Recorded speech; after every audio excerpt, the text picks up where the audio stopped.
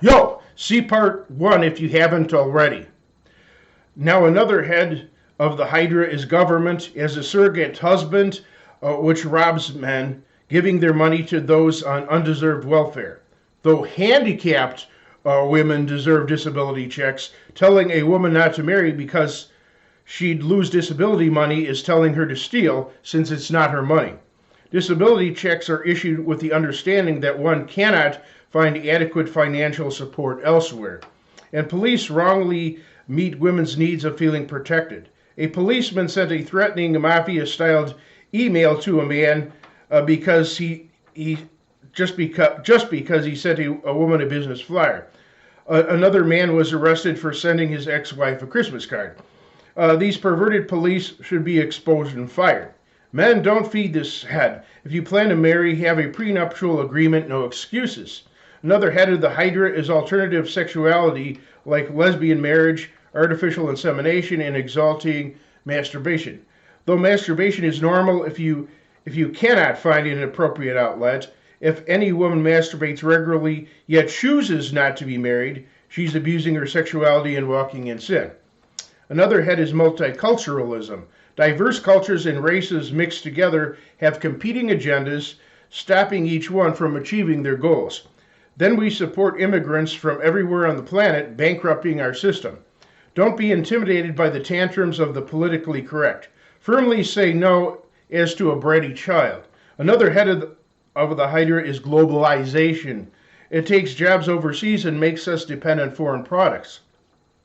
Worse, it has us financially supporting Israelites who terrorize and defraud their neighboring Palestinians and the backwards African continent. So we pour money into a bottomless pit.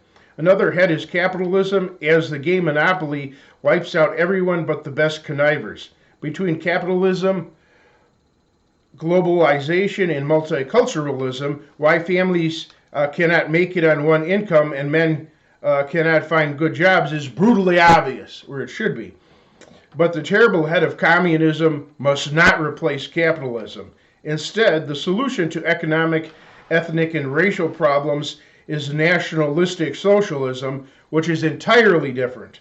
This third position is folkish, meaning that communities of like kinship are enlisted for support, not just parents as folks.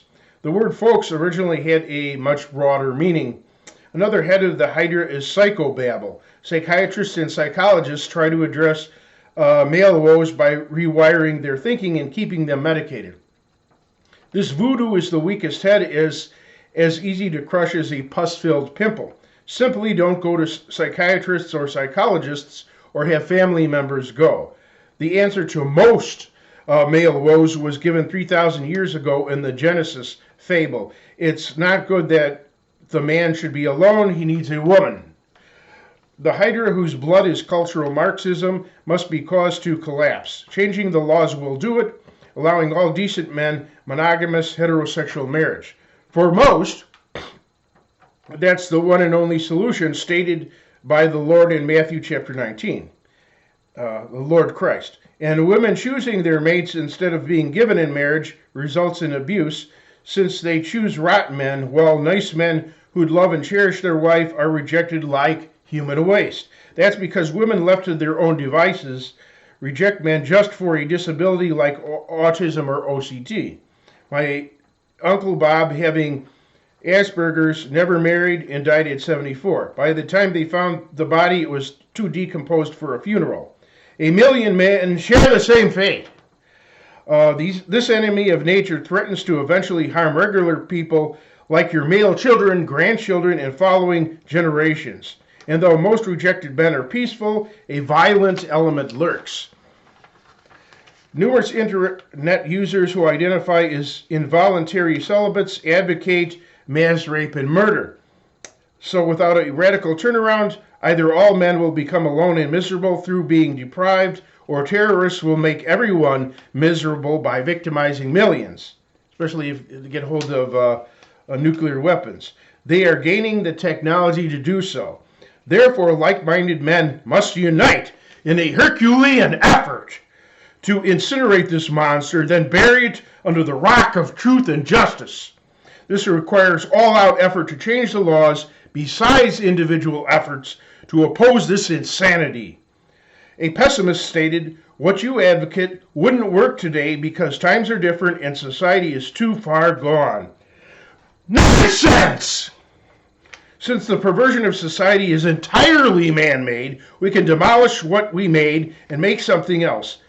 Men went to the moon, built 1,000-foot skyscrapers. Now there's a couple that's over 2,000 feet. Cloned animals and made robots. If enough people want something, it gets done. We must stop those who want a broken system to leech off of, while others must sacrifice for the greater good. If anything wasn't clear, play this video again until this.